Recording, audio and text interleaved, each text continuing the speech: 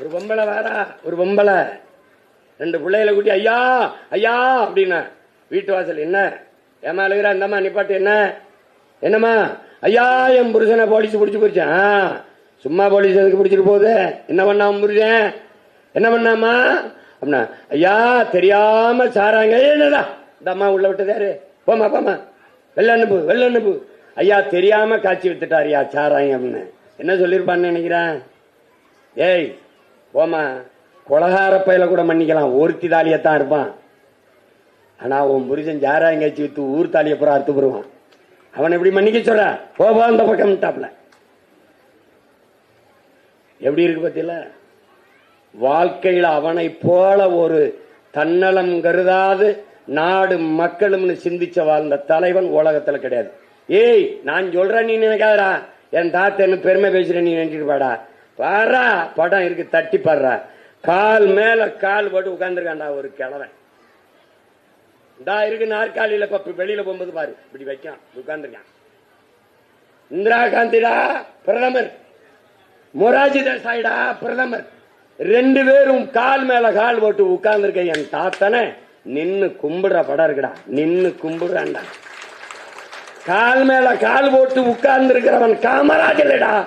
நேர்மைடா நேர்மைடா நேர்மை. அப்படியே உட்கார்ந்துருக்க பிரதமர் எந்திரிக்கல இப்படி திருப்பி பின்னங்க இப்படி வச்சுக்கிட்டு அப்படி 2 பேரும் கும்பிடுறேன். நேரு இங்க வந்துட்டு இருக்காப்ல, நேரு பேரணி இல்ல, நேரு பிரதமர். இன்னைக்கு மாதிரி இப்படி கும்பிடுறது அப்படி கும்பிடுறது. நேரு பெரங்கைய கட்டிக்கிட்டு நேருக்கு முன்னாடி நடந்து போயிட்டு இருக்காப்ல. எங்க பிள்ளைய போடுறாங்க நடந்து போறது காமராஜ் இல்லடா, நேருக்கு முன்னாடி போறது என் தாத்தனி. நேர்மைடா நேர்மை போகுது. நேர்மை எவனுக்கு அஞ்ச வேண்டியது இல்ல. உண்மை நேர்மை மறந்துச்சுன்னா இப்ப என்னைய நீ எடுத்துக்க, நீ எந்த பயலுக்காவது பயப்படுற நான் பத்தியா? நீ எல்லா வீட்லயும் இடி போடுவான், ஐடி ரைடு போடுவான், ஒன்னும் புடுங்க முடியாது. என்ன ஏன் போடுறேன்? என்ன காமராஜருடைய ஒரே பேரனா இருக்கேன். ஒண்ணும் நீ அவரா போடா. உள்ளத்தில் தூய்மையும் நேர்மையும் இருந்தா ஒருவனுக்கும் பயப்பட வேண்டியது இல்ல. எங்க தாத்தனின் வாழ்க்கை வரலாறா எங்களுக்கு வழிகாட்டுது. நீ அவர் என்ன படிக்காத நினைச்சுக்கிருக்க? நீ அவரை படிக்காத நினைச்சுக்கிற? டேய் எல்லா தலைவனோடும் இங்கிலீஷ்ல தான் பேசிருக்காப்ல. சாகும்போது தலை எனக்கு பக்கத்துல ஒரு புத்தகம் வச்சிருந்தாப்ல. ஒரு புத்தகம், மெயின் கேம்ப், என் நாடு என் மக்கள் எனது போராட்டம்ங்கிறது ஹிட்லருடைய அவனுடைய புத்தகம். அந்த மெயின் கேம்ப்ங்கிறது ஆங்கில பதிப்பு. அந்த ஆங்கில பதிப்பை தன் தரையில் வச்சு படிச்சுட்டு படுத்துக்கிட்டு இருந்திருக்காப்ல. அவரை நீ படிக்காத நினைச்சிருக்க?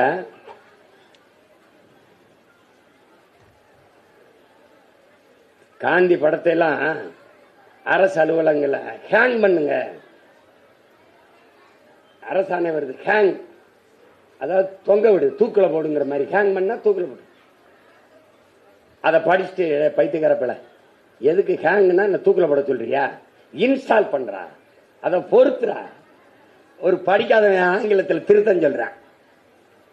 இது என்ன பெரிய பெரிய நேரு அவரு ரொம்ப நெருக்கமானவங்க. அதுல நேருவை போய் பார்க்கும்போது நீ பாரு படம்லாம், நேரு இப்படி உட்காந்துருப்பாரு கால் மேல விட்டு, இந்திரா காந்தி இப்படி உட்காந்துருக்கு, நம்ம ஆளு கால் மேல கால் விட்டு பேசிட்டு போடு காலாட்டிக்கிட்டு. அப்ப நேரு ரொம்ப சோகமா இருக்காப்ல. ஏன் முகம்லாம் வாடி போயிருக்கு என்ன அப்படின்னு? ஒன்னும் இல்ல காமராஜ், இந்த திண்மையா ராணுவ தளபதி அந்த ராணுவ அமைச்சருக்கு ஒத்துழைக்க மாட்டேங்கிறான், பெரிய சிக்கலா இருக்கு காமராஜ், என்னால அதை சமாளிக்க முடியலன்னு தாத்தாட்ட சொல்றாப்ல. இது என்ன பெரிய விஷயம்? இதுக்கு போய் அப்படி சொந்துக்கிட்டு இருக்கிறீங்க? முப்படைக்கும் ஒரே தலைவர்னா தானே பிரச்சனையா இருக்குது. நீங்க ஒண்ணு செய்யுங்க, திம்மையாவை 2 மாசம் அரசு பயணமா வெவ்வேறு நாடுகளுக்கு அப்படியே பயணம் பண்ண விடுங்க. குடும்பத்தோட ஒரு சுற்றுலா மாதிரி ஒரு டூர் மாதிரி போட்டு விட்டுருங்க. அவர் குடும்பத்தோட போயிட்டு வரட்டும். வர்றதுக்குள்ள இந்த படையை பிரிச்சு 3 படையா, கடற்படை, காலாட்படை, வான்படைன்னு பிரிச்சு 3 படைக்கு 3 தளபதிகளை போட்டுருங்க. அப்ப திம்மையா வரும்போது 3 படையில எந்த படைக்கு ஒரு படைக்கு தலைமை இருக்கிறது அவர் தயங்குவார். ஏன்னா 3 படைக்கும் தலைவரா இருந்தவர் அவருக்கு தயங்குவாரு.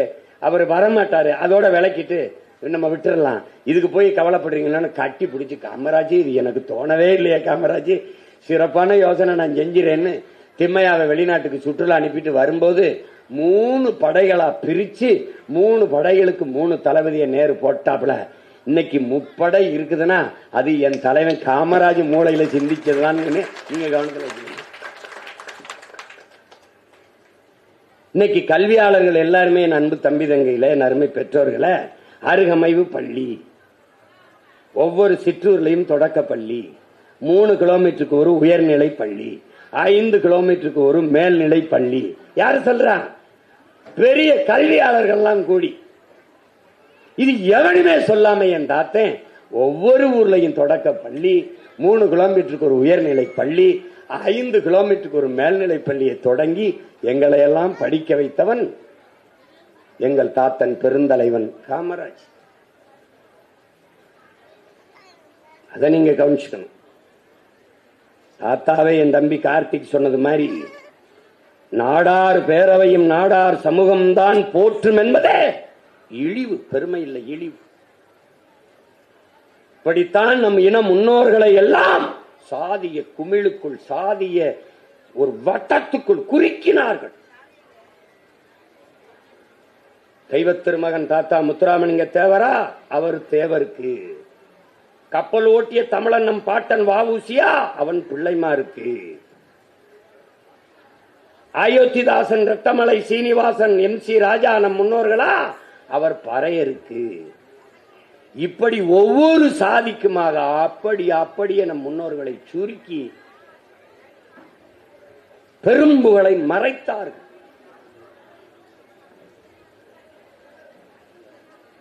இதை விரிக்கணும், பெருங்குடையா விரிக்கணும், எல்லாரும் போற்ற வேண்டும். காமராஜரால் கல்வி வெறி பெற்ற ஒவ்வொரு மகனும் தன்னுடைய குலதெய்வமாக காமராஜரை போற்றணும். அதுதான் அவனுக்கு செய்கிற நன்றி கடன், அவனுக்கு செய்கிற மதிப்பு. அதை விட்டு ஒரு குறிப்பிட்ட ஜாதியில நான் காமராஜனா நாடார் அப்படியே அப்படி பண்ணாரா?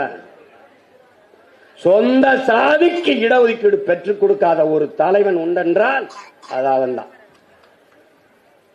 எனக்கெல்லாம் நான் படிச்சு வெளியில வர்ற வரைக்கும் ஸ்காலர்ஷிப் கிடையாது, இடஒதுக்கீடு கிடையாது, ஒண்ணும் கிடையாது. காரணம் அவனுக்கு பேரனா பிறந்த ஒரே பிள்ளை தான்.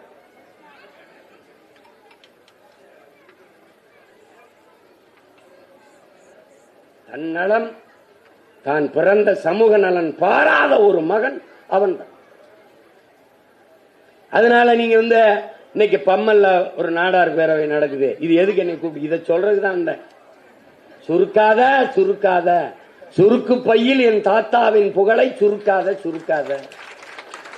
உலக பெருந்தலைவன், பேரினத் தலைவனாக விரிவடை செய். அவன் ஆலமரம், அவன் ஆலமரம், அவனை சுருக்காதே, அவனை சுருக்காதே. இப்படிதான் நம்மளை ஒளிச்சாண்டா திராவிட. சுருக்குனா உனக்கு எங்கடா மான ரோசம் இருக்கு? உனக்கு எங்க இருக்கு? எங்க இருக்கு? சிவகாசியில கருவாடு விற்கிற சிவகாமியின் மகன், கருவாட்டுக்காரி மகன் சொன்னவனுக்கு ஓட்டு போட்டவன் தான் நீ. ரஷ்யாவுக்கு எரும தோல் அனுப்பணும், இப்ப எரும மாட்டை அனுப்புறோம்னு சொன்னவனுக்கு ஓட்டு போட்டவன் தானே நீ. போட்டானே நீ. என்ன உனக்கு தன்மானம் இருக்கு? மான ரோசம் இருக்கு. கேவலம். நீ போடு, போடாம போ, ஆனால் வஞ்சம் வச்சு பழிதிருக்காமல் அவன் பேரன் நான் போயிருவேன் மட்டும் நினைக்காத. இப்பவும் போட்டி நடக்குது. யாருக்கு? தாத்தனுக்கும் பேரனுக்கு தான். தாத்தன் சிறந்த ஆட்சி கொடுத்தானா, அவன் பேரன் சீமான் கொடுத்தானா. இதான் சண்டை. இடையில இவன தரதல பைய, இவனை போய் நீ கணக்குல சேர்க்காத. வந்தவன மூடுவண்டா டாஸ்மார்க்க, திறப்பண்டா கல்லு கடைய.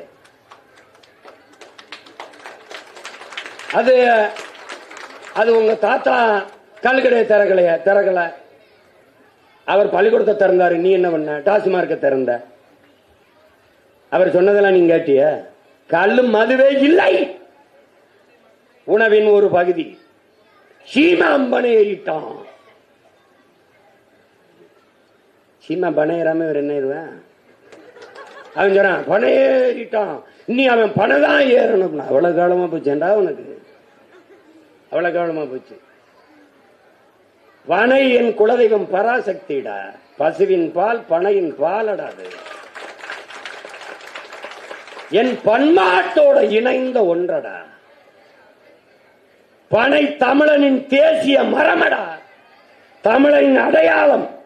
இலங்கையிலே ஈழத்திலே பாட புத்தகத்திலே பனை மரத்தை போட்டு பனையிலே ஏறுகிற ஒருவரை போட்டு தமிழன் என்றுதான்டா பாட வச்சிருந்தான். தமிழ்நாட்டின் தேசிய மரமே பனைதான். இதை ஒரு சாதி மரம் என்று சொல்றான். அப்படின்னா தென்னை கவுண்டர் மரமாடா? பனை நாடார் மரம்னா தென்னை கவுண்டர் மரமா? கேரளாவில் முழுக்க தென்னை இருக்கிறது நாயர் மரம், நம்பூதிரி மரம் சொல்வியாடா? பைத்தியக்கார நாயே சொல்வியாடா? சொல்வியா?